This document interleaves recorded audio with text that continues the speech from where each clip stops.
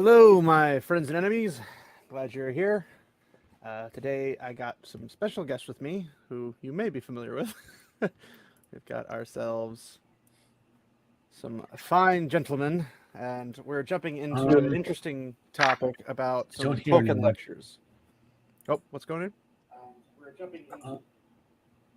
Oh, I can hear that. We're professionals. Oh, You good, Matt? Or did we lose Matt? that's better. Sorry. For some stupid reason, StreamYard decided to change my audio settings in the middle of. That usually doesn't happen on Linux. I'm surprised. I have to find out what jumped that. That's a Windows behavior. All right. Well, here we have Mr. GadflyFiction. If you want to introduce yourself, good sir. GadflyFiction, me, that is I, just came back this past Sunday from a medieval conference where there were a number of panels on Tolkien stuff, and oh boy, we'll get into it.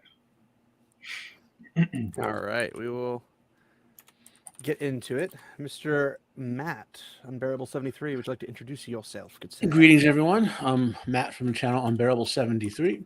I talk about a lot of pop culture type stuff, my fandoms. I'm a Tolkien aficionado lifelong, and that's about it for now. That works. Mr. Arterian. Hi, I'm an Arterian. I'm an alcoholic in training, a theologian, and a more casual fantasy nerd. Nerds are good. Nerds are good. All right, so let's jump in on, I guess, the good of it. I know you said Tolkien, and there was a little smidgen of C.S. Lewis, although I don't know if you have the transcripts for those or not yet. And if you don't, we can always come back to them later. What do you have, good sir? Well, I'm mostly going off of my own notes and stuff, as a lot of this stuff hasn't been released yet, and turns out it may not be released for another little while. So that's always nice. We can come back to it. But Otarian, I think this first section is going to be one that you're going to love, because this is the good. This is the good section. Okay. So is this it long or is it short? It'll be as long as it needs to be. Reassuring. So this channel or this session was on a Friday afternoon, and it was titled "Tolkien and the Middle Ages: Tolkien and the Scholastics," and it was sponsored by the D.B. Reinhardt Institute for Ethics and Leadership. Good start. Yeah, that is promising. Very interestingly, I don't think anybody on the panel was actually a Tolkien scholar,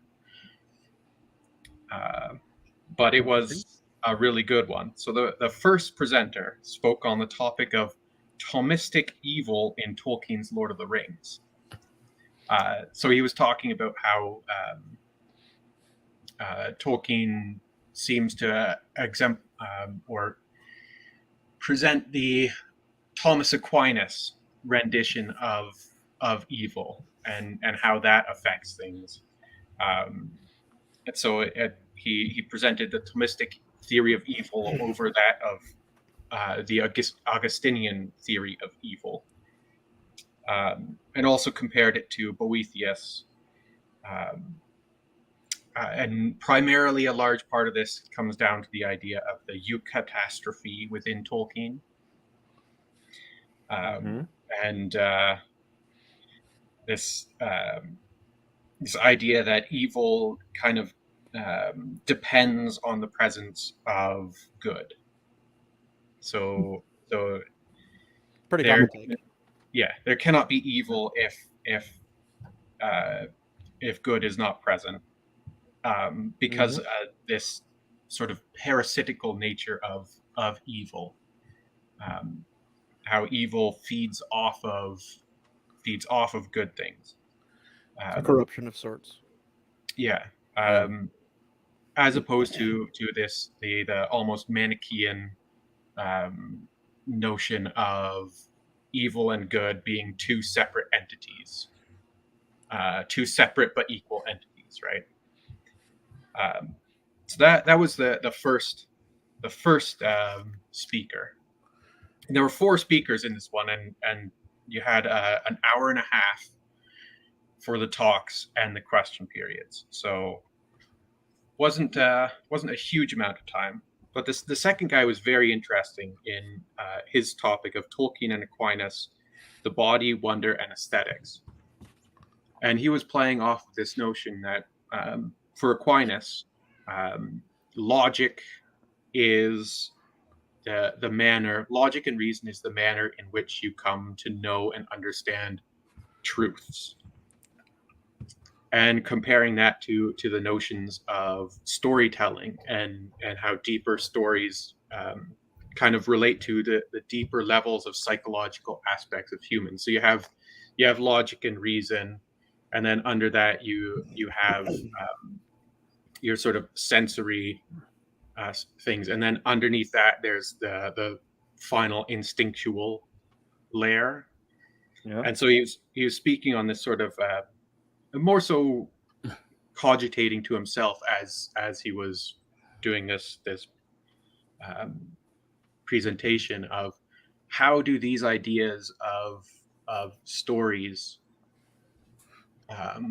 presenting deep inherent truths relate to this idea of logic and reason being the manner in which you come to understand the truths. So that was a very, very fascinating talk. The fellow wasn't even like a medieval scholar or anything like that. He was like a psychological analysis type of guy. Very fascinating. I just want to interrupt you. Yeah. My intrusion. I do think like the term Tolkien scholar, like a lot of people said, what even is a Tolkien scholar? And I mean, I get there's a certain level of academia since we have Tolkien's life and his writings and his habits and all that stuff available. But I don't know, like there's 2 sides of it. One side of me thinks it is you can be a Tolkien scholar just by knowing this stuff. And another is you can know it by actually coming to the conclusions that Tolkien himself comes to. So like you don't need to be like an official Tolkien scholar because I mean, what even is a difference between a capital S proper noun scholar and a scholar what kind of material do you go to schools? Like, I went to school to study Tolkien. Scholar just means someone who studies. It does, there's no degree in scholarship, so to speak. It's it's nowadays. I don't call myself a Tolkien scholar because I don't every day read papers and whatever. I don't study his work every day. I know it from stuff I've read and stuff that interests me, but like also that's why I kind of joke aficionado or whatever. But like I said, I respect people who want to do that every day. I knew a girl 10 or 15 years ago. She was obsessed in a good way. Every day she made a point to reading something else about his work or written about his work or whatever. And that was her thing, For me, that's computers. Every day I do something, you know what I mean? But so I think people overinflate like someone will go, "You're not a Tolkien scholar." The term Tolkien scholar, essentially, in this case, being in the realm of academia, refers to a person who does their academic due diligence. You would hope they would do due diligence, but we'll get to that. But they make their academic career out of this stuff. That's what the term Tolkien scholar means in this case. It's somebody who makes a career out of this stuff. Okay, I'm gonna never assume because someone studies something that they're a real expert. A brief example. Back in my first college days, one of our alumni brothers from our fraternity was working towards his doctorate in electrical engineering. Right, we heard an explosion in the basement one day. and we walked down, and we found our microwave, pieces of it sitting in the embedded in the walls. And I'm like, "What did you do, Arif?" And he goes, "I put a pot in the microwave." He put a giant cast iron pot in the microwave. And he goes, "I don't know what happened." And we're like, "You're an electrical engineer. You should be able to explain to us what happened." I mean, to be fair, that's more of like, isn't that more like in the physics realm and other things like that? Electrical engineers do more with the math related to physics than anyone except theoretical physicists. I was gonna It's, say, because just because you're book smart doesn't mean you're real life smart. that's the point. You know what I'm saying? He had no capability to apply his in-depth knowledge to what happens in the real world, and that's kind of what I get when I hear about who is the person for did we riff our last time, the one you brought up? I looked her up on IMDb. What's her name? If I go to IMDb, down. yeah, you know was what's it going on. the Wheel Yeah. of Time, Sarah Nakamura? Yeah, Oh, something. Sarah Nakamura. Yeah, we were. Like, she was an expert on a scholar on the Wheel of Time or whatever, and I'm like, Heavy emphasis on the bunny ears. you know, well, I'm Italian. This is like I can't stop it. Stop, hands down. It's like, she's a writer of the Winter Dragon, because that Yeah. was such an accomplishment. yeah, and the show has the expert, and she clearly doesn't know anything of what she's talking about. So that's the point. Like you were saying with the. I could have told you that before the show came out because of Winter Dragon. Because as soon as I found out she's credited with the writing for that, I was like, "What kind of writing was that? That was horrible writing on any sense of like official writing credentials or anything. Yeah, that was horrible." Didn't they fire? They fired Shippey, and it replaced him with someone else, like the equivalent that was Wheel of Time. That was Rings of Power, but yes, with Rings of Power. It was a woman, I remember, and she's clearly not. Is that Taylor Lorenz? I don't remember her name. She wore glasses. I remember that much. But she's the one that replaced their Tolkien expert that they replaced with Shippey with. The expert who will say what you want to say. The yes woman, I guess in this case. Yeah, so this fellow in the second talk was expounding on the idea of the historical role of storytelling amongst humans. Like whatever culture, whatever time period, storytelling has always been this sort of method of imparting knowledge to people, and how Tolkien himself within the Lord of the Rings has that concept, where you have Aragorn telling stories on Weathertop to the hobbits, and you have all the various poems and stuff that are on display, and how those ideas are so inherent to Tolkien's work, the presentation of knowledge and coming to knowledge as well, because you have Sam is a big example of the guy who just seems to spout these poems off the top of his head when he has a sort of epiphanic moment. So this felt very interesting, trying to marry these ideas of Aquinas with logic and reason being how somebody comes to the truth, and Tolkien with this sort of ancestral inherent mythos delivery of truth and knowledge. So that was a very fascinating one. The third guy in the talk, his title was Was Tolkien a Franciscan? Bonaventurian Themes in the Legendarium. And so he's showing all the parallels between Bonaventure's theological works and his symbolism with the ones that Tolkien has, and so some of the big examples being trees and the light, and the journey, the process of the journey. So the trees, we know, of course, the trees. When somebody says the trees, capital T in Tolkien, they're talking about the trees of Valinor with their shining lights. Yeah.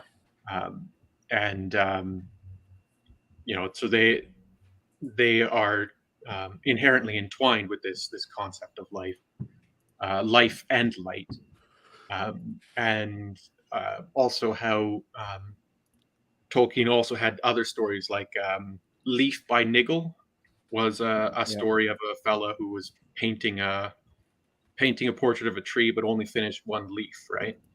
And then he dies, but he's able to see the tree he had envisioned forever after he died, right? And then trailing through all of that is the concept of this journey, and that's connected with the trees and the light, because you have journeys through the trees, without light and with light, and how even in the darkest of moments in the Lord of the Rings, there's always that emphasis that Tolkien uses on points of light. And of course, if you're talking about this type of stuff, Bonaventure and Franciscan ideas, right? The Niggle by Leaf by Niggle, Niggle by Leaf. But the idea that your life is the journey, and the completion of your journey is, or the success of your journey is, heaven or paradise or whatever you want to call it, right? Result. Yeah. So he was just tracing all these concepts and these ideas, and how Tolkien seems to have built off of Bonaventure's theological concepts and ideas. And then the final talk was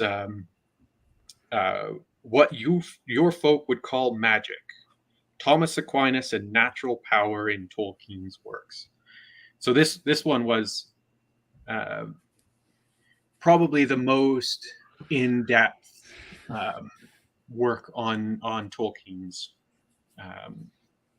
or study on Tolkien's work, and it's based off of when Galadriel tells Frodo and Sam that you guys would call this what I'm doing here magic, but it's not magic, because elves are, to use my terminology, elves are extra natural, right? Elves are inherent and complete within Arda, Middle Earth. Their souls are part of Middle Earth, whereas humans and others, their souls are external, and that's why humans die, and elves are immortal. But it's also why elves are have so much difficulty conceiving children, because it is so much more exhausting to them. They're giving up physically part of their soul, essentially, to have a child. I would say that in that instance, would you say that elves are almost more dwarvish than dwarves, where dwarves are like literally created from the earth, but elves are so tied to Arda and its fate, and technically before dwarven kind, that would you possibly think that they are more dwarvish than dwarves in that sense? Well, interesting you say that, because in actual mythology, it's highly likely that dwarves and elves are the same thing, just in two different locations. And it's really, I think, Snorri, when he wrote the Prose Edda, who makes the distinction that they're actually separate dwarves or something like that. And I have a feeling when Tolkien created the elves and the dwarves and the Noldor in particular, he was aware that the dwarves being separate was more of a post-Norse concept, meaning the what we call the Viking Age is from like the 9th century to the 12th century, right? And then, but there was nothing in the Vikings didn't have a written culture, so the only collected writings of their age come from the Archbishop of Germany, who covered that area as they were trying to convert it. That's the Danorum people, the Danish people, history of the Danish people, and he wrote he collected stuff. That was one. That's where Amleth comes from, and the book of Amleth is in his books. And then right at the end of the Viking Age, Snorri Sturluson, say that one 4 times in a row, guys. I'd rather not. Yeah, there were 2 books. There was the Prose Edda and the Poetic Edda, right? And they were collected the old surviving fragments of the tales by One was by Christian monks, and the other was by Snorri. And Snorri was trying to write a book on how to write Norse poetry, basically. But in his particular version, he, being a creative writer in a good sense, was trying to say, here's how you add some flair to it. So he emphasized the dwarves as a separate people, as one of the changes. So, but so I'm Tolkien's obviously himself a real scholar. So quotation marks. He's a professor. Yeah. I feel like he knew about that sort of stuff going on, and probably had small, I don't want to call them in jokes, but like the structure, the way he did, how the Noldor were the only elves who kind of got along with the dwarves after a certain point. You know what I mean? And how they were similar to the dwarves. Out of the 3 types of elves, only one of them really did anything with like on that side of the world. The rest. Well, the Sindar and Vanyar Silmarils hated the Well, dwarves. So I'm talking like the main ones, like Vanyar, the Tillery, and Well, the Vanguard never knew them. They went to the that's my Undying. point. It's like they didn't never know them. Yeah. So they couldn't have been an option. Yeah. But when we're talking about the dwarves in Tolkien, you can't and their similarity or differences to the elves. Like the dwarves were actually created first, but out of appropriate time, right? They were created by Auli because Auli loved Arda and wanted to populate it so badly that he created the dwarves, but he wasn't able to give them autonomy. Essentially a soul. So they would move and operate when Auli was paying attention to them, but whenever he turned his head, they would stop just completely. And Eru chastised him for making them out of time, like out of the appropriate time. But because it was made out of love, he's like, okay, we're gonna just keep them here for now, and when it's their time, I will give them souls. So their souls come from outside as well. Wasn't it? Because if I remember correctly, from when I went through the Silmarillion last, which has been probably a year, when Aule makes the dwarves, he's doing so in like the deepest, darkest caverns away from prying eyes. But obviously that doesn't affect Aru. So Aru pops in and is like, "Yo, Aule, what are you doing?" And basically he's like, "You're gonna have to destroy them because they're not intended to exist." And for Eru's plan, originally they were not even on the list of like, okay, elves, then dwarves, and then men. They weren't even on the list. And then when they come in, he's like, you'll have to get rid of them. But then Aule's like, okay, I don't want to. But then Eru's kind of like, okay, put him back to sleep. We'll bring him back later and give him a revival of sorts. That's exactly what I'm saying, right? So think of Snorri and Ole as similar. They create something outside of the original intent and add it to the creation, so to speak. I think Tolkien might have had a little bit of an in-joke in there. Not in-joke's the wrong phrase. I don't know the right phrase, but a little bit of a wink and a nod. Yeah, like a wink and a nod type of thing. Yeah. So this whole the last section was very fascinating because it really presented the difference between the magic of the elves and the Maiar versus the magic of the sort of the forces of evil, being this dark magic as opposed to magic. But for the power of the elves, it's not like it's something inherent to them because of their extra natural capacity. So it's like this distinction between extra natural and supernatural, and us humans are stuck in the middle with just plain old natural, right? Well, that's exactly how Tolkien does it with the seen and the unseen world. That the elves were purely of the seen world like humans until the Maiar taught them how to access the unseen world. Because you cannot access the unseen world unless you're taught by a being from that who had like the Valar or the Maiar, or you're given an object like the ring. It's an exclusive club. You have to be invited. So that panel was absolutely fascinating. Had some really awesome discussions. They sound like actual Tolkien scholars as opposed to what we have most of the people from the Tolkien Society. Yeah. Well, but yeah, they don't make a profession studying Tolkien, which is hilarious because some of the other ones that we'll get to are people who make a profession studying Tolkien and seem to be the type who would put a cast iron pot in a microwave. Sounds like they probably get paid a lot more than they are deserved. Oh, if I could say one more thing about the first paper. Yeah. So I went to a Jesuit high school. They had religion in everything. Like even in math class, there was religion. So, and what that guy was saying seems to fit very much the evolution of the Catholic Church. With St. Augustine was what, the 4th century or so, 5th century. Yeah, like 3rd, 4th century. He's famous for In the beginning. the just war theory, but he's written other stuff. And St. Thomas Aquinas wrote the big one is on the truth of the Catholic faith, but he's written several other significant treatises. And his works was a different sort of moral mindset than St. Augustine's was. So there's an evolution there in thought, and Tolkien being a Catholic himself probably was aware of all that when he, did what he did, so to speak. Well, this is one of the things that I think a huge amount of these Tolkien scholars, and we're going to have to do that every time, like they don't understand the amount of build-up that Tolkien had in his base of knowledge on all this stuff, because he's building up on top of so many other works, right? Like his influences aren't just other pop culture things. His influences are the epics of history, the great works of philosophy of history, the great works of history, right?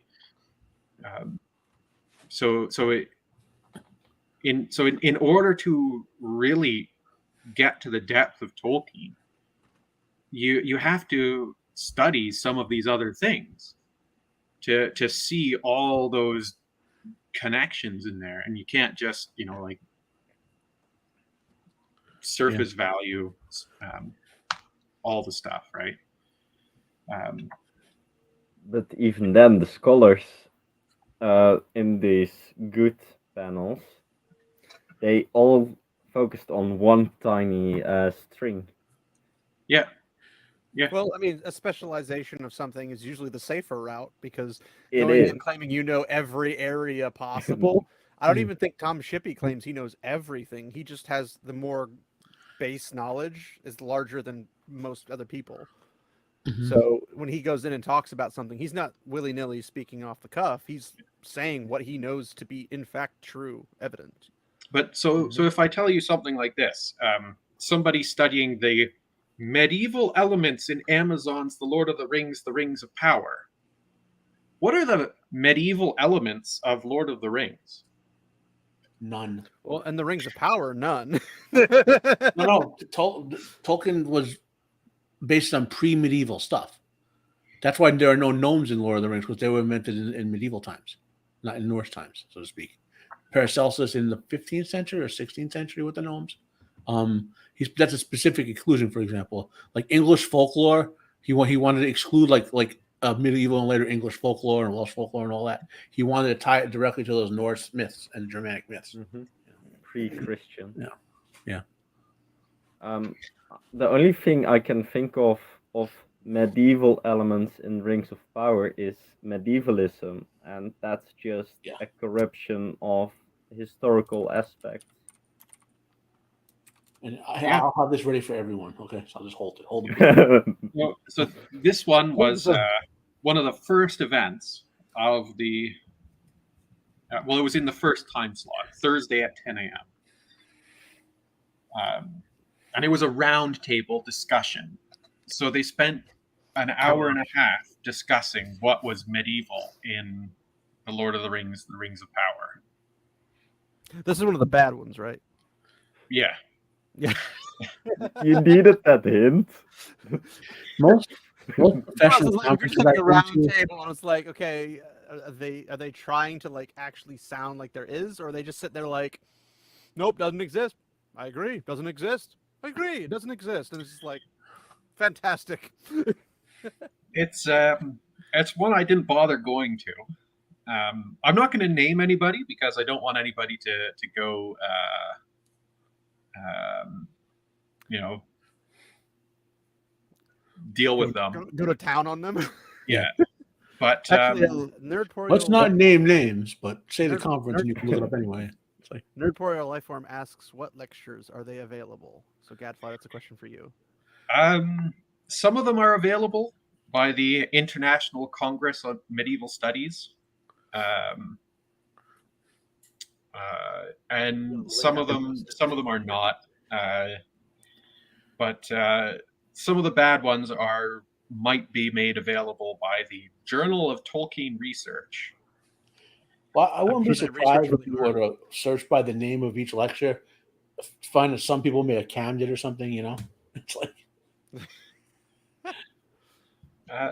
Yeah, it's quite likely. Like this was also a mixed conference, so they had some that were completely in person, some that were completely virtual, and some that were a hybrid. The virtual will probably be easier to get your hands on because somebody recorded them somewhere. yeah. Although this is the perfect time for you, Gadfly, because you can get those little the camera glasses. Has a little camera in the middle of it, and then you just like watch it and record everything. Buy glasses. Yeah. Basically, yeah. You know, they sell them at Toys R Us, except Toys R Us is out of business. So there's that. Anyway, you were saying.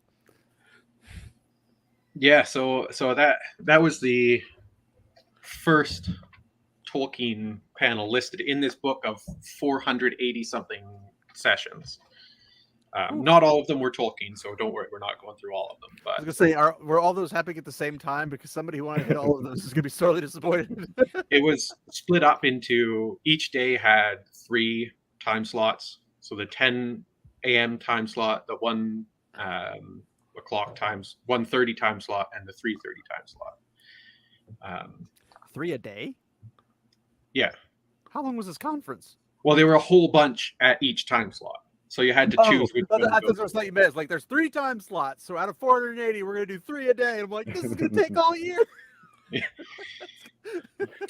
go to the conference, they just lock the door behind you, and they just throw food in the bench every so once you leave, once you get here, you never leave. You're not stuck in here with me. I'm stuck in here with you. No. All I'm surrounded by is fear and dead men. Yeah. So the Disney Star Wars, that one line. That one line.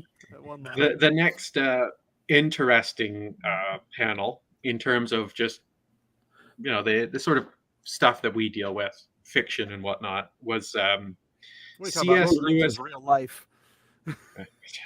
C.S. Lewis in the Middle Ages 1. So they had more of these, and we'll get through them. Narnian medievalism, a reprisal or reappraisal. So reappraising the medievalism in Narnia. Reprising or reprisal? Reprisal. So reappraising. The first speaker was Medieval Landscapes and Flora in C.S. Lewis's Narnia. Seems inoffensive enough. Seems like it might be interesting. Somebody talking about flowers, plants, and landscapes in Narnia.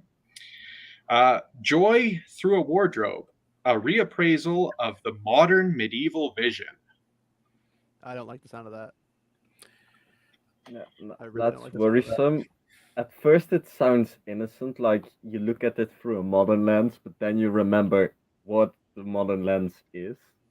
Well, it's just like anytime you put a modern lens into anything, it's like that's a bad idea. Because like if you're a historian for the ancient era of, like, you know, the Hittites, Babylonians, or even before the Babylonians and whatnot, it's just like they're always looking at it in the ancient context. They never look at it and be like in the modern context, because nobody cares about the modern context, because the modern context is 99.9999999.9999 wrong almost every single time. Like it's never even remotely close to the mark.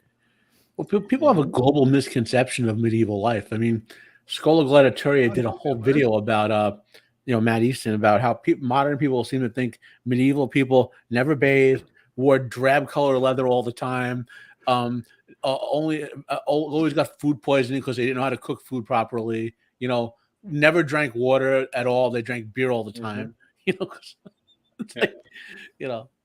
Nerdporial, the Hittites were the ones who had the I think it was the Battle of Kadesh against the Egyptians. They were basically where I think modern Turkey is, and they were like the ones I think the ones who went to the Bronze Age before anybody else, was the Iron Age they got there first. Well, the Hittites got Iron Age really early because for them iron was cheaper than bronze. And actually, the battle between the Hittites and the Egyptians was hilarious because it was two different concepts of what a chariot should be. So you had the Hittites that had like this idea of they're just big beefy things that you could have like 4 dudes on the chariot. And then the Egyptians were like, we're going to have these super nimble little things with a driver and 1 person on it. And that person's likely going to have a bow and arrow. And so, like, whenever the Hittite chariots crashed into something, they just, like, obliterated it. Yeah. But the Egyptians would just, like, run circles around everying else, right? It's the ancient lens of what we call a steamroller. The Hittites had the ancient SUVs, you know. Basically. Well, I think it was funny because if you look at the accounts of like the Egyptians and the Hittites both have very different views of what actually was the outcome of that battle. And the Egyptians were like, "We won! Totally wiped the floor with them." And the Hittites were like, "Yeah, it was bad." Both sides got horribly whooped. So, well, what's the old thing? If you win a battle, diminish your own force so that your victory seems greater. And if you lose, multiply the enemy's force so that it seems like an overwhelming force against like you you. lost because of obviousness, not because of your stupidity. So the third and final talk in that section was playful, in brackets, mock, medievalisms in Narnia, allegory, afterlives, and chivalric, in brackets, imaginings. I don't like that word either. I zoned out. Why reimagine something that's already literally been imagined? So the next one on the list was, and so this was in the next time slot, C.S. Lewis in the Middle Ages 2, Renaissance. What Renaissance? Lewis's bold challenge to Moray, Erasmus, and everyone else.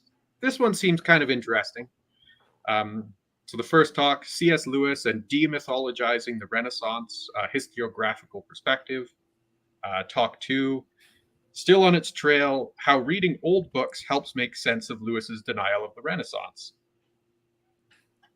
Makes sense. You read old books, you get better perspective. The third talk, humanist against the humanists, a reappraisal of Lewis's critique. So this one looks like somebody who is a humanist using C.S. Lewis's arguments against other humanists. Interesting. Well, I mean, C.S. Lewis could do that on his own.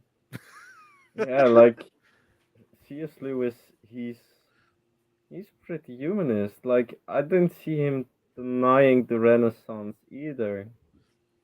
Yeah, that makes no sense. Well, the premise for that is something like, if I understand in general, when I read around the internet or whatever, is that they're saying that because these authors wrote fictitious books about fictitious things, some of them denies something else in real life. So, like, because C.S. Lewis wrote a world like Narnia, for example, that maybe the Renaissance didn't happen on, obviously, because some of that denies the Renaissance as having happened in real life. I mean, that's usually their logic with that. By that default, though, it denies the evidence of a modern era, really, because the only thing we ever see is like a steam train here or there, and like very little of modern era. So it's like, well, it's not actually modern era. It's just kind of like this. Well, again, that's their bad logic. You know what I mean? It's one not logic. I'm not particularly gonna comment on too much because maybe they had a point. It just the panel itself didn't interest me, so I didn't bother going to it because it just seemed like to trick somebody into it. Yeah, it's a trap. But, by the way, Gadfly, before you go into that, Lady Balefire, sorry. When's the Gadfly lecture series? LOL. Probably sooner than you think. I'm working on scripting some videos, so Be careful what you ask for, Lady Bayfire. That's You might promising. actually get it. May just maybe so get it. this next page has two that I think are worth going through. The first one is they're both entirely virtual, so keep that in mind. These are panels where the people decided they didn't want to travel to the conference. First one, religion along the Tolkienian fantasy tradition, new medievalist narratives. There are two talks in this one. The first one, do you even pray though? Examining the worship of the Great Mother Goddess in Tamora Pierce's Tortall universe. Has anybody ever heard of that? Nope. No. Maura Pierce. The Tortall universe. I know who she is. She wrote. I read two books. I wrote two books by her. Tamara Pierce. I didn't like them. I remember that much. It sounds ridiculous. No, she's a well-known author. She's a well-known fantasy author. Hey, being well known does not mean very good. I'm not saying she's not everyone. She has some feminist stuff in there or whatever. But I remember someone saying, "Give it a." You should always give everyone a shot. You know what I mean? So I got they're like two for the price of one on that. In the science fiction book club in the '80s. If anyone remembers what that is, it did great like microwave. It was a way to get cheap hardcover books. You know. Have you ever noticed that there's never been a 2-for-1 Tolkien sale? For example, I'll tell you. Usually because they sell them in the Ring. threes. These are from the Science Fiction Book Club. This size, they popularized this size book, whereas the full size hardcovers are usually like about the 8 tall. So it's a little bit smaller. Yeah, so More it's a little postal more friendly. for poor folk like me. You know, paying $8 for this versus $15 for a big one in the '80s meant something. You know. I was gonna say $50 back then was cheap. Nowadays it's like 30. So the second talk in this one about religion amongst Tolkienist fantasy tradition. The title of the paper was "Playing with Medieval (ist?) Religion in Forum-Based Play-by-Post Role-Playing Games, a Case Study." Like, are we talking like D&D role-playing games? How do they Of some sort. connect? Like, there's a lot of elements there. Like, are we talking this? But yeah, so Or are we talking video games? Because there's a difference. but this idea of playing with medieval religion, like, what do you mean by playing with medieval religion? Are you trying to do a role-playing game where you're playing in a religious setting? I was one that I scratched my noggin at when reading it. But just wait till you get to this one. Science Fiction Medievalisms 1. So there's more than one of these panels. The Once and Future King. King Arthur in Space, tracing Arthurian elements in Star Wars. What? Okay. Kingdom on the Line. Final duels in Herbert's Dune and Mallory's Morte d'Arthur. Okay, I'm gonna admit I don't know what that means. Okay. So Morte d'Arthur is like the quintessential King Arthur series of stories. Yeah, well, It's not all of them, but it's the ones that are most well known. Sounds French for some reasons. well, Yeah. He wanted to write something that would sell, so he took all the Arthurian and stories and related stories from the Matter of England, as it would be called, and sort of transformed them into Le Morte d'Arthur, which is where most of the modern concept of Arthur came from as one cohesive thing with Arthur and Merlin and the Knights of the Round Table. Then you get Tennyson's the Idol of the King about 200 years later, and then there's lesser works. And then T.H. Eliot wrote The Once and Future King in the 1920s. If I remember right, which was a sequel. Well, speaking of that, the next talk in this one is remaking King Arthur in space. Conscious and unconscious medievalisms in the Once and Future duology. So unconscious medievalisms about King Arthur. Like, wouldn't you want conscious medievalisms about King Arthur? I These are can't very strange understand people. unconscious. Like, what is the cultural bias of the Arthurian idea? I'm more on the last part of what you said. Like, okay, but why? Yeah. And the final talk in this section: achieving access to Avalon. Problems and possibilities of Arthurian-themed science fiction. I wonder what that's about. Well, I have a feeling a lot of these people, when they use the term medieval, are using it in a pejorative sense, Probably. as opposed to a historical sense where you look at it, take it for what it is, so to speak. Not, like you were saying before, the times are different or whatever. For obviously the modern era.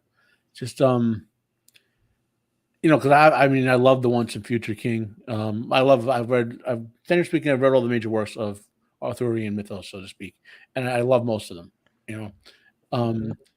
It's just really, I don't know. I mean, when you hear these conferences with all these top papers, and like I said in our little chat before, every conference is going to have tons of stuff that are just like alternative outlier type of stuff. I mean, if you go to a physics conference, right? We don't have our physicist member of the panel, unfortunately, but he can attest. Back in the day. There's going to be papers about how the aliens invented the universe somewhere in the conference, or there's going to be even like papers about how many dimensions are in string theory when string theory itself hasn't even been proven yet. So you're going to have either out there and way out there stuff, and that's the nature of a conference, to bring it out so people talk about it. I just am leery nowadays with what conference got ruined a couple years ago? Was it OneRing.net's conference or something like that? All feminism papers like Tolkien and lesbian feminism. Tolkien Society, probably. I remember reading all Tolkien the Society papers there. butchered themselves that hard. It So was bad. So yeah, you're probably seeing a theme of a lot of these things with some very questionable titles. Because these are the only places that questionable people can go give their questionable titles. well, The thing is Kalamazoo is the probably, maybe not any longer after COVID, but for the longest time has been the biggest medieval studies conference in the world. Now that's the kind of pickings they got. It can't be that good. Oh gosh. But yeah, so yeah, this stuff is just like page after page of a lot of this sort of stuff. You get on each page, there's between 4 and 6 different sessions, right? Yeah. And 3 a day. You're probably getting 2 sessions that are not heavily touched by this sort of stuff on each page. Only 2. How many a page? Between 4 and 6. show us how thick the book is. I've been paying attention as he holds it up. Oh gosh. That's a lot of. So How much weight does that not cost? all of it is the sessions, but I'll grab the chunk that is the sessions. Notes That's time. the index of participants. While you're doing that, I didn't want to mention that I always thought that. Oh gosh. Of course. I would like to mention that I always thought that Tolkien did not like the French, so it's kind of weird that he puts everything in French for the Arthurian legends. No, it was a commercialization thing. Mallory was trying to commercialize, and the whole, King Arthur wouldn't sell, but French would. Well, it wasn't gathered together, so to speak, and he wanted to write something that would sell, and people liked the legends, so he wrote about them. I think he saw like what we call the Matter of France, which is Charlemagne and the Roland, the Knights of the 12 Peers of Charlemagne. Roland and the Vorpal sword. That's where the concept of a paladin comes from in role-playing games, are Charlemagne's paladins. Yeah. So So here's an honorable mention to a paper that was not delivered, and it wasn't in a Tolkien section at all. It was in Solitude and Loneliness in Arthurian Texts, and I went to this panel because I wanted to see this paper, but the person couldn't make it. Alone by the Sea, Lancelot as the Lordless Warrior in J.R.R. Tolkien's The Fall of Arthur. That would have been fantastic. But the person didn't show up. The panel was all right, but yeah, so just a little honorable mention to that one. That would have been pretty good.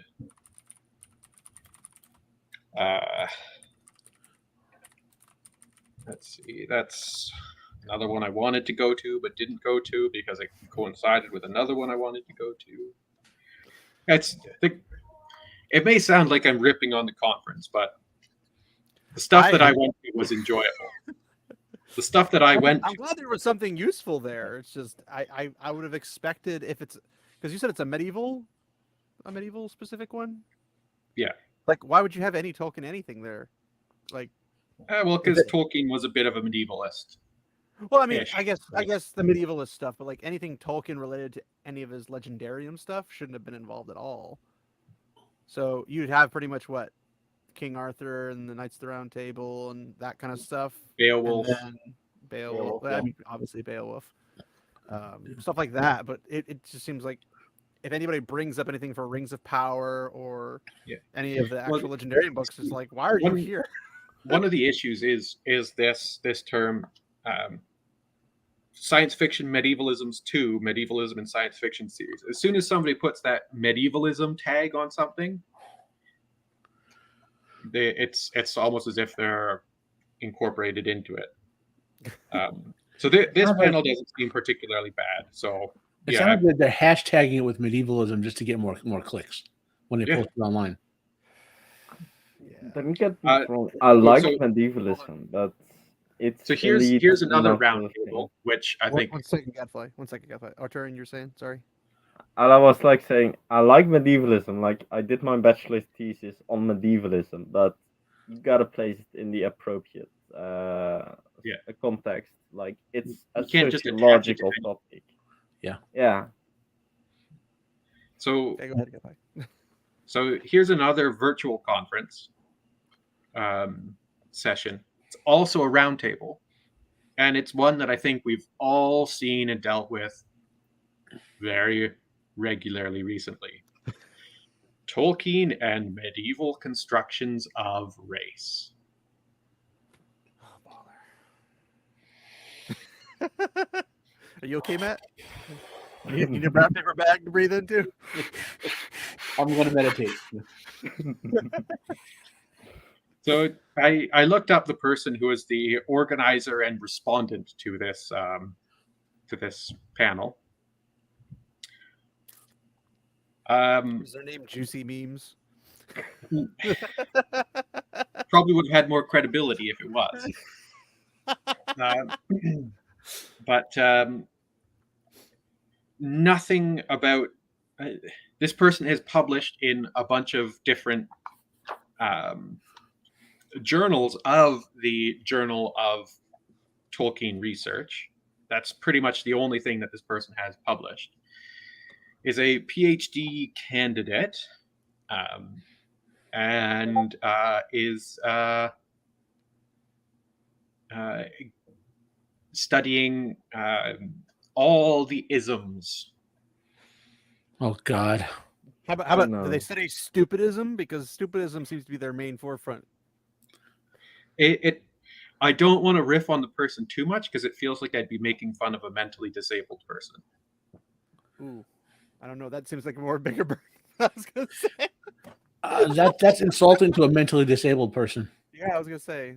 Well, it's like the medical term for retard versus like the Call of Duty term for retard. The Call of Duty term is never referring to the actual person who has the medical deficiency. It means the person is just stupid on a massive scale. Yeah. Two different contexts. Yeah. But that was a pretty sick burn. Yeah. So I've got a whole bunch more that I can go through, but I think it would probably be a good point to jump to the last one. You can that always I save the other one I actually went to. Oh, yeah, that's good. If I can find it here. Right. Okay. So this one. Christopher Tolkien, medievalist editor of J.R.R. Tolkien's Legendarium 1. So there were 2 of these. Oh God. The first paper, The Sun, and the Silmarillion, Christopher Tolkien and the Copernican Revolutions of Morgoth's Ring. Sounds interesting. So this is one of the bad ones, isn't it? Yes. So what this person did was go through all of Tolkien's notes about the cosmology of the world that he created. The cosmology and the cosmogony. Those are 2 very different things in the modern sense of the word. One is the structure of the structure of the universe, the logic of the universe behind it, and the other is the origin of it.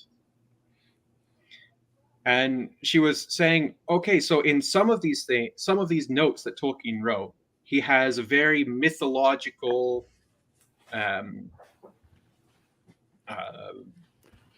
story for the creation of stuff and how things operate. You know, this sort of typical Earth-centric model of everything and how it all relates to each other. But then in some of his other papers, he has very scientific notations of how the universe operates, the solar system revolving around the sun, and so on and so forth.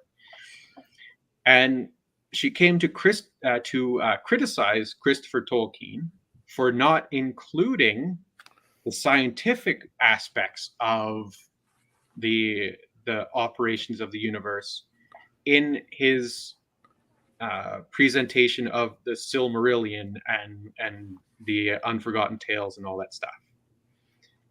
So she was saying Christopher Tolkien, who finished the mythological story of Middle Earth and Arda, should have written more about the physics reality, the reality of physics in Middle Earth. I have to agree with Lady Balefire. That's really Yeah, stupid. Every single person who wants to write something like that, you need to ask them, have you ever read this book? Okay. Got first edition over there. Yeah. Tolkien intended to revise the Legendarium to include more scientific stuff, like a completely spherical Earth in the beginning and all that. He didn't live long enough to do that, obviously, right? Christopher Tolkien was not creating, there are parts of the Legendarium that Christopher legitimately created, like the map, for example. But he did not intend to create in the work on his own. So when he wrote the Silmarillion, or he edited the Silmarillion, Unfinished Tales, even when he put the 3 books out before he died, the 3 expansions of Children of Hurin, a Baron Luthien, and the other one I'm not remembering right now. Paul Gondolin? Yeah, he didn't just say, well, he didn't change things. He had to add details in, obviously, but he didn't change stuff he wanted to keep the integrity of what his father had done in his life intact. He just filled in details. Yeah. Like, hey, here's little details that we didn't get to cover in the Silmarillion because Silmarillion gave it like a chapter or even less for this. We're going to give you a whole book. So obviously there has to be information about the characters, their appearance, the world around them, the way society was, the actual story that it's all based on. So that makes sense that there's an actual story. You have to fill in the details as opposed to the other thing it does is it devalues the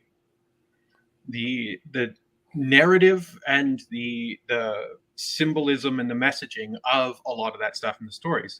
We had previously talked about from the other panel, Ungoliant destroying those trees, and the 2 of them bore their last fruit, which one became the sun, one became the moon, and then each had a Valar assigned to guarding it and escorting it through the cosmos. So there's a lot of symbolic imagery within that story, and that's what a lot of myths are. There's a lot of symbolic imagery and messaging behind them. and so saying, oh well, it should have been forged into a cohesive scientific structure. But if see, I think we're in agreement. If that Tolkien might have wanted to do that, he didn't get around to doing that. You should not be changing what he wrote in a modern sense. He wrote what he wrote, you know. Yeah. And if you want to make your version of that, like not his work, but your own fantasy that includes more modern stuff, like the Dresden Files has a lot of modern sciencey stuff in it, right? But still have its mythological elements. Then go do that. Don't steal someone else's work and just re-edit it to your liking. You know? Well, I would even say that, like, I'm not quite the historian like Arturian or GadflyFiction in terms of, I mean, I love it. It's a hobby of mine. I love history. I'm not quite as in-depth on the details because I didn't go to school or have any particular backing in that regard. I was more into music. But I've never seen, from like the debates and coverage of either theology, philosophy, or even science, they've never taken the modern concept of science or the knowledge we have in modern times and been like, well, why didn't these people way back in these olden days add these things in? And I was like, because they might not have been aware of them or they wouldn't have understood them. Like, you have to understand it from, because like the Silmarillion is a story of basically the history of the world from the viewpoint of the elves. So what do the elves know? Well, they know X, Y, and Z. So they tell us X, Y, and Z. So if Tolkien was going to change that and add in more details, he would have also added in a way for that to be done. But for what he has currently, it makes perfect sense because they weren't talking about like launching astronauts into space. That wasn't a thing that they were like even remotely cognitive about. Yeah. Like, it's not like, hey, I'm gonna go like space, I wonder what's out there. They were like, hey, I got really cool trees, I got a beautiful atmosphere, wonderful lakes, water, interesting things, beautiful music, all this kind of stuff. And then for those who were lucky enough, we got the Valar. It's like, why would I care about space? Space came to me. So it's like, it's just silly. So the second of the three panels on this one, the person didn't show up, which was a shame because one, the thing is actually kind of interesting. The title was "She Put a Spell on the Man U Script." So talking about the Manchester University script, Tolkien's edits on Beowulf, Salic spells, and the foundations of the Ogress. So that would have been interesting because it wasn't woke. So that meant that an hour and a half was dedicated to that previous talk and this next talk, which takes the cake. Competing Silmarillions in a post-Tolkien world. I want to go medieval and tar and feather someone.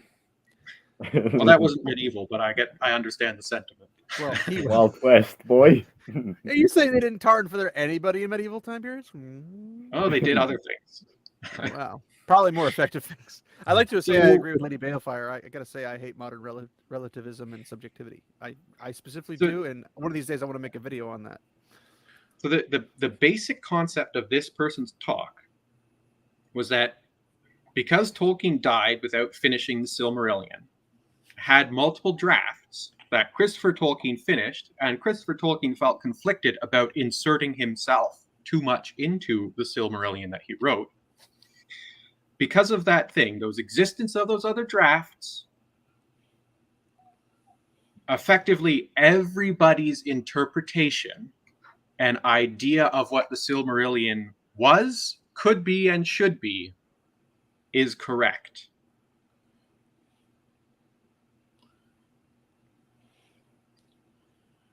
Okay, so if break the silence.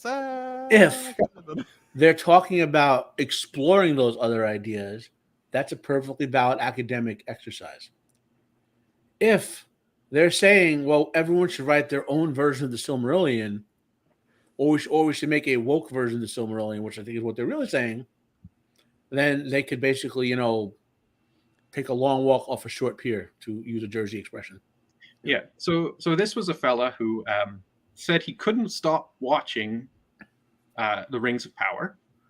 I killed myself quite literally in Minecraft. He's watching right now. He's put up photos of himself meeting Christopher Tolkien to solidify his credibility. I'm having a stroke. So this is an incident where in the discussion, people were talking about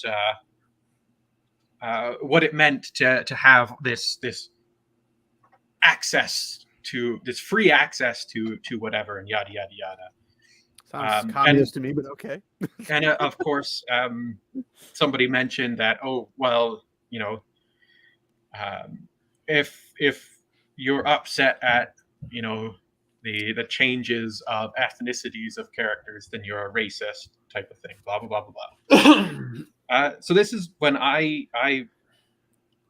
raised my hand, made my comment, saying, and I'll try to get it as verbatim as I possibly could. Throughout the history, we have huge amounts of literary works that cross cultural, geographical, temporal bounds. Like every single boundary they cross. Everybody loves them. Everybody gets stuff out of them. We have the Iliad, the Odyssey, the Aeneid, Beowulf, Morte d'Arthur, Don Quixote, Journey to the West, and Tolkien. In this current time, we are the custodians of those pieces of literature for the future generations.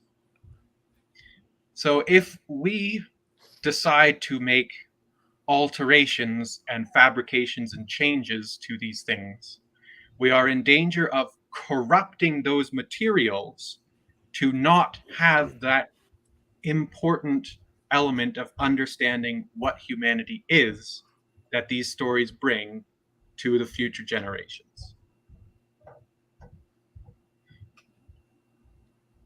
Otherwise, gatekeeping. Yes. A very interesting response. You had three people. The first group of people nodding their head, not smiling, just slight nodding their head. Second group of people looking incredibly uncomfortable. And the third group of people, if looks could kill, I would be dead like 20 times over. You're a nicer guy than I am. Assuming I didn't stroke out in the conference and they'd have to call the EMS on for me, I would have walked up and said, so you're saying you're incapable of writing something on your own to express your own ideas, so you want to hijack the works of those who've written great works before. That's what I would say to the guy. Yeah, so yeah, that was my experience at that conference. And that was that the part where you got like escorted out? I didn't get escorted out, but I didn't stick around for part 2 of that panel. But the juicy. I took a couple slices of cake with me because they were celebrating somebody's birthday. So it was worth it for the cake, worth it for the sugar, And it's a shame because the second panel looked like it had some things that could have been interesting. Well, yeah. So I will have to leave you guys with that thought because I've got to go jump on the White Cloaks, which is starting in half an hour, and that means I got to get some dinner. Round it up. Do you have more stuff now for another stream, or do you want to wait until the actual stuff comes out? I think it would be better to wait until some of the other stuff comes out, and we can go real in depth into it. But just to give you all like a taste of what the academic world is like right now. Academic.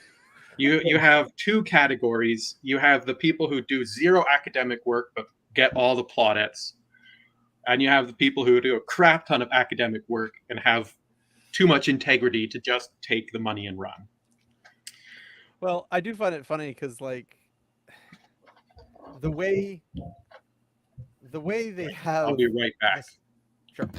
The way they have seemingly this entire conference and then letting literally anybody for whatever reason come in and talk about stuff, which is fine to a certain extent, because I found that certain academic scholars who are like published authors or this, that, or the other, and they have like quite a lengthy history about them.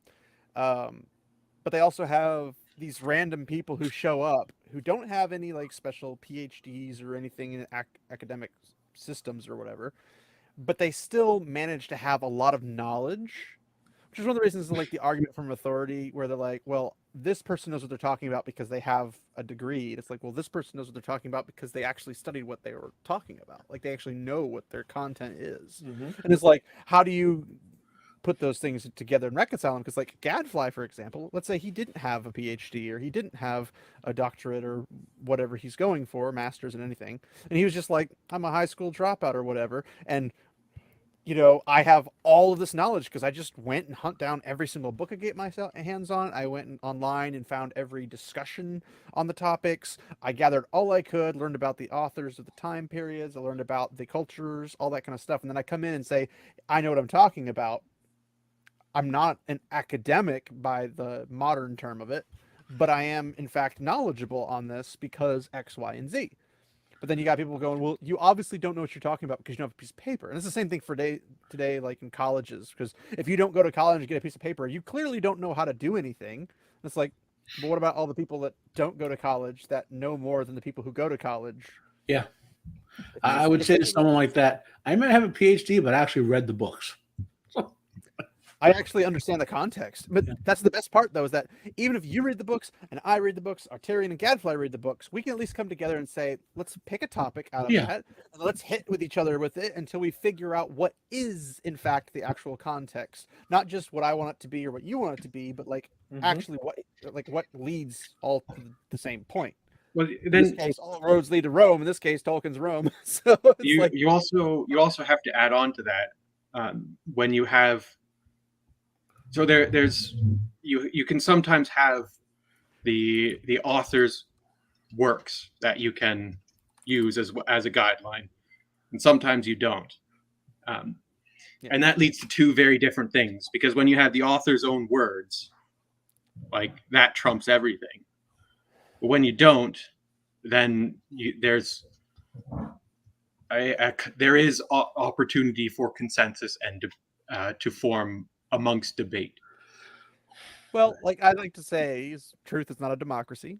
I despise democracy. That's just my personal opinion. But then just because there's a consensus doesn't mean something is true. So you could have all of the medieval historians saying Tolkien's medieval. Well, obviously we know from Tolkien's work and everything else about Tolkien, it has nothing to do with medieval in terms of legendarium. I want to specify that before I get any looks of that. But it's like, how would you see medievalism where it's not? And I would like to also point out to this and see if you can tell me what is out of place. As I am the medievalist on the panel, due to my title, I can say 100% there was no medieval in Tolkien. It's in the Legendarium. So. Okay, he's obviously a false medievalist because everybody knows there's medievalism in Tolkien's work. But hey, do you have medievalists in your title? And you don't. I do. So there's medievalism everywhere. You just have to put the name in front of it. Yeah, but we should probably go ahead and end it so y'all can go. I can't believe I just said y'all. Y'all can go hang out with the white cloaks. You make me want to read some of these papers, and then I remember, wait a minute, I'm a middle-aged obese guy. One of these could push me over the edge towards a heart attack or a stroke or anything. It's like, so I'm like conflicted, you know. Maybe I'll work out and get the good ones. Wheel and Prime and Rings of Power basically gave me strokes. Like it was bad. The sixth episode where they talk about the elf souls dying, I had to stop the episode every 30 seconds because I was screaming at my computer. I had stuff in my hand, and this is like a $1,500 computer monitor. I had stuff in my hands, and I was like, I had to turn it off and just like, no. And then do the clutch and curl, right? You know, that bottle. Put it to sleep, sleeper choke. But yeah, thanks guys for hanging out. Thanks Lady Balefire, Nerdporial for hanging out with us, and everybody else who did not comment. Losers. About anything. Thanks to the panel. We had our round table panel here, although it was more of a square table since there's only 4 of us. But and Pips, you're a loser for not joining us. I know you're busy, but you're still a loser for Tolkien. He's not a proper medievalist. He's not a proper medievalist or a Tolkien fan. Just saying, he wouldn't do it what it takes.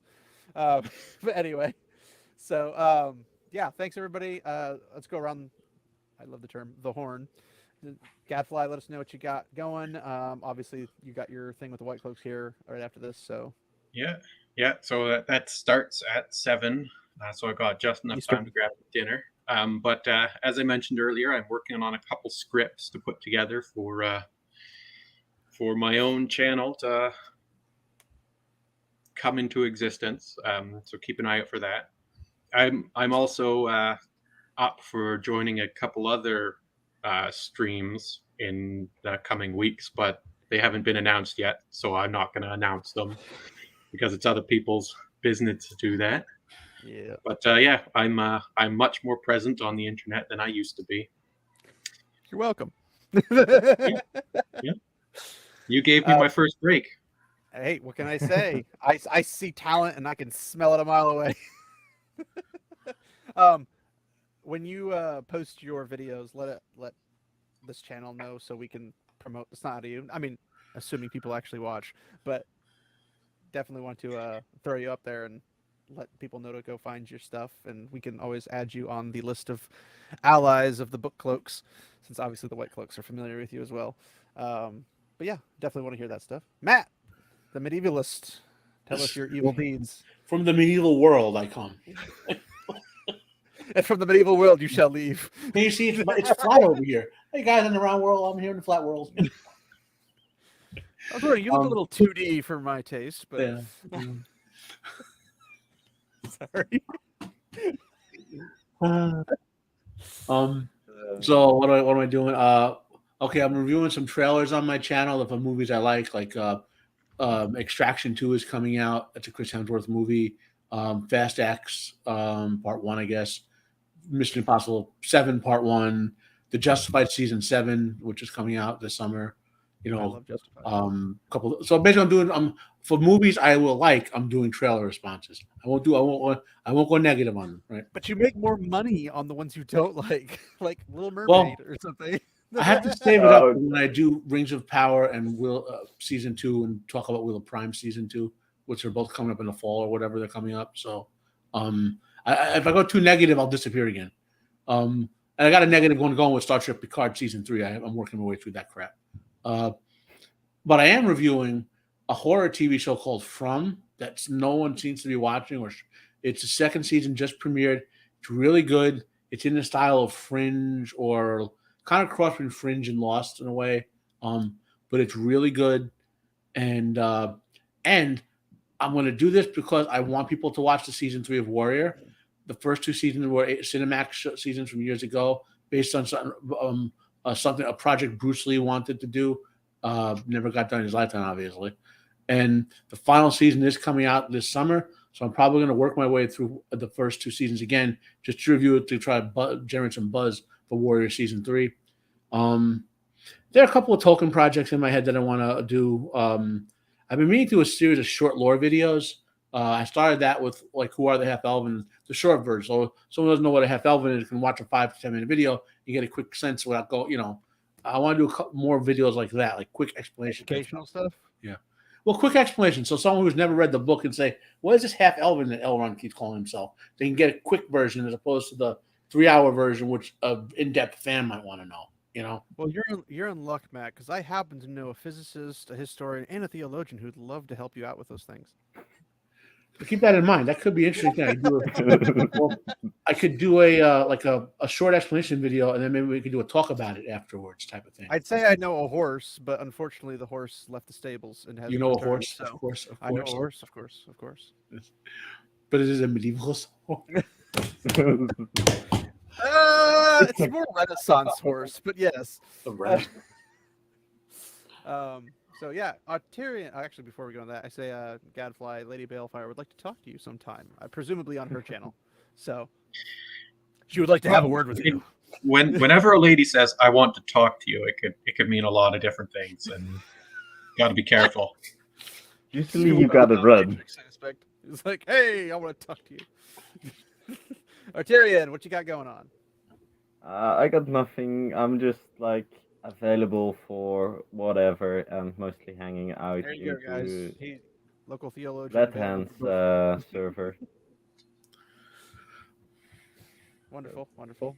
I am trying to pop out a video on Egwene, but we're trying to do it a little bit more professional, so it's taking longer to put together, unfortunately. But it'll get released when it gets released. So not a whole lot coming from my end, except for just random videos like this, which unfortunately was a little short term, but I had a whole pocket of time open up today. So it's like, hey, see if anyone's available and want to talk about it. And Gadfly was like, yeah, let's talk about it. I was like, all right.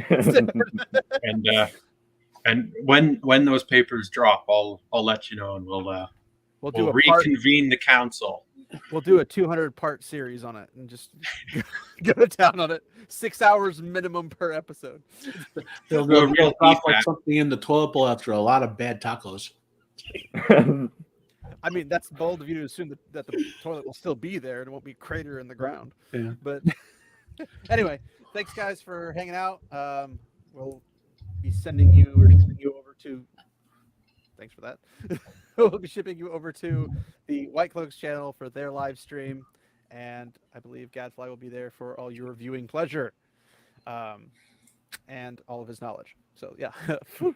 So thanks everybody, and we'll see you at another time. Walk in the light, my friends.